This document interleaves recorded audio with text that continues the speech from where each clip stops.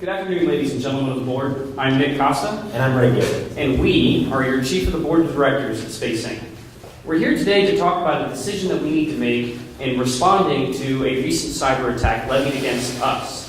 And before we do that, we think that it's important to remind the board of the mission statement that we agreed upon at the inception of this company. That mission statement being the fact that Space Inc. is a company that is dedicated to our customers and built to provide them with life support systems that are destined to push the envelope of human potential. We're dealing with the frontiers of science, and with that in mind, this decision is something that affects the future not only of our company, but of all of our customers that are doing some of the coolest things that humans can do.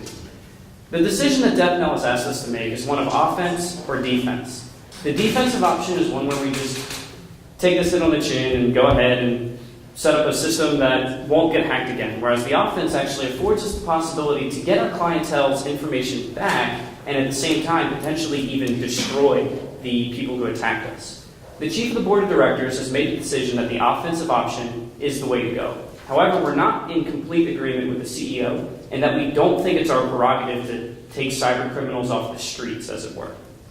So how did we come to this conclusion? First, we have to take a look at the stakeholders, the people with a vested interest in our decision. Second, a legal analysis. We have to make sure that we're not breaking any laws as a company and that we understand our laws, no matter what decision we make. Finally, secondly, a financial analysis. We have to make sure that we completely understand the possible financial outcomes of this decision. Next, an ethical analysis of our intent, our action, and the result of those actions, each independent of each other. Finally, we're going to give you the way that we see our company going forward and how we can really move forward with confidence. So the first thing that we need to analyze are the stakeholders. Those are of a primary interest in what's happening after the decision that we make. And first, it's us as a company. The decision that we make is going to dictate our future. As well, we have to consider our customers, the people who have a vested interest in how we do as a company.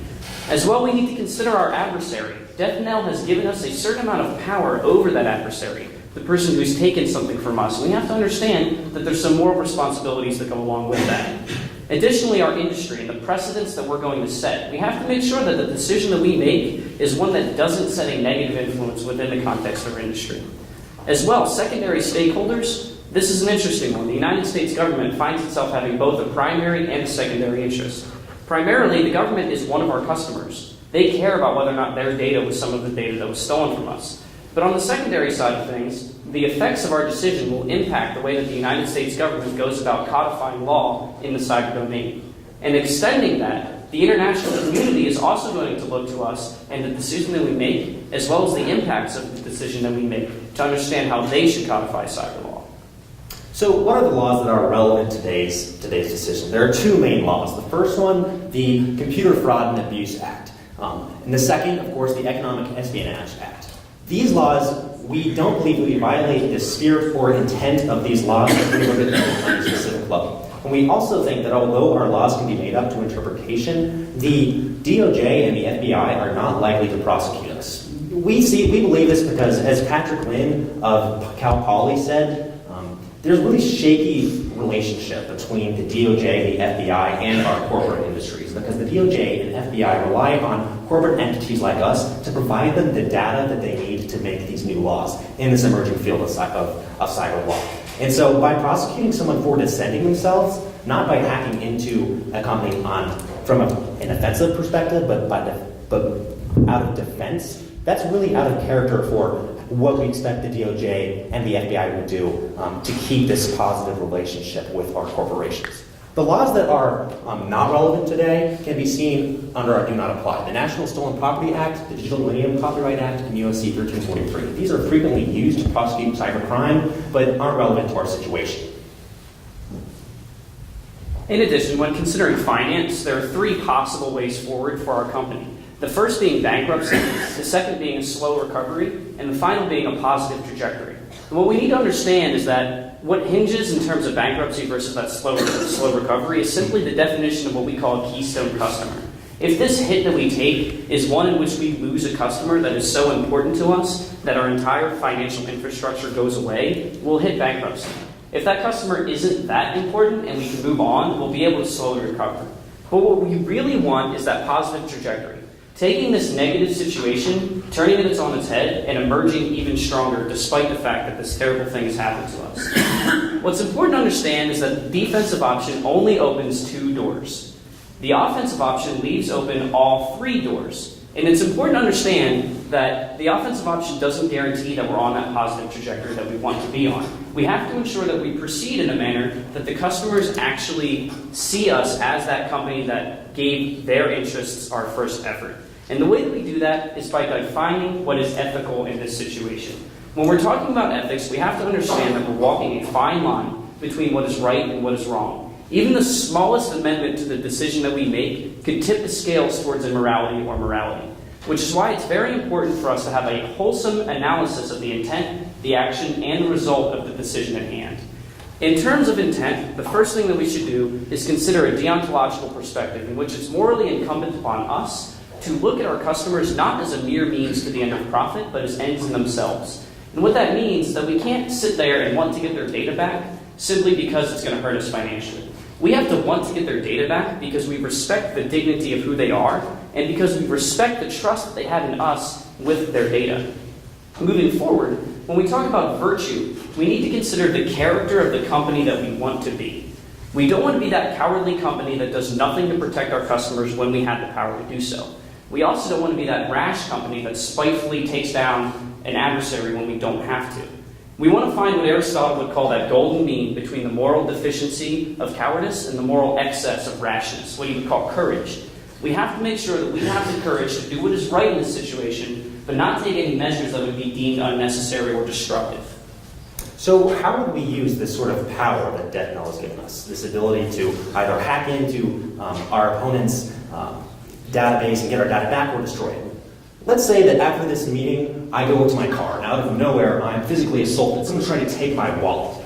They take my wallet, they push me back, and turn around. What my adversary doesn't know at this point is that I have a gift in my pocket from my good friend DeathKnell. It's a weapon. A phaser, like something you might see in Star Trek. I can set this phaser to stun, or I can set this phaser to kill. If, as this person's turning away with my wallet, I set my phaser to kill, and I shot him, picked up my wallet, and walked away, that would not be a proportional use of power. That would not be a just response. This applies directly to the situation we're in now. DeathKnell has given us the ability to set this honeypot, which would allow us to potentially destroy our opponent's network.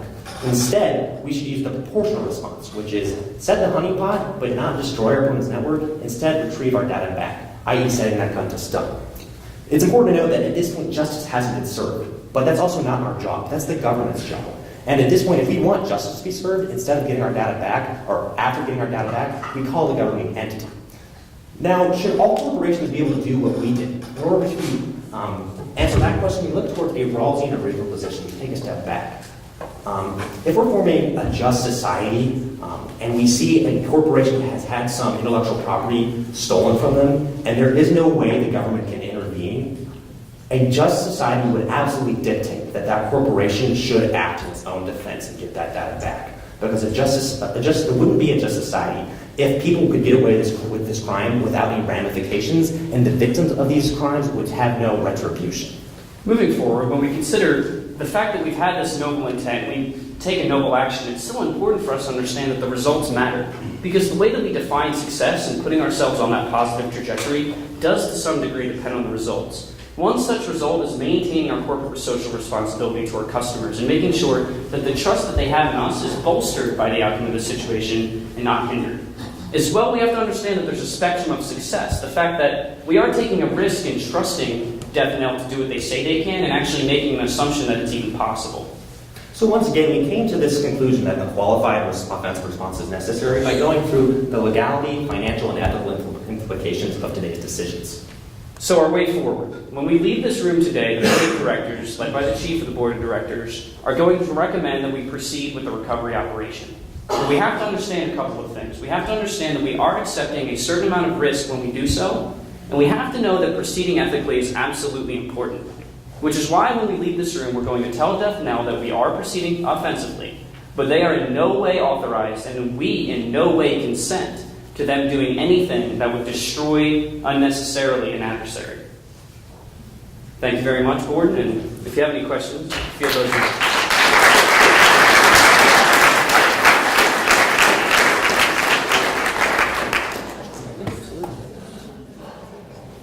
so now we're going to move into the Q&A session.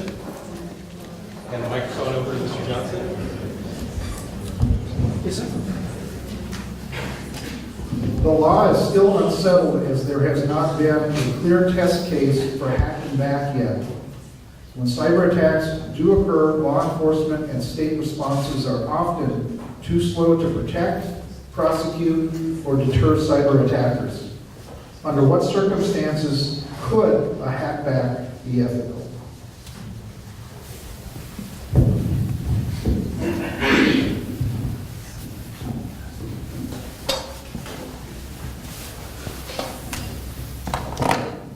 Thank you, sir, for that question. And it's an absolutely excellent question. It's kind of the crux of this case.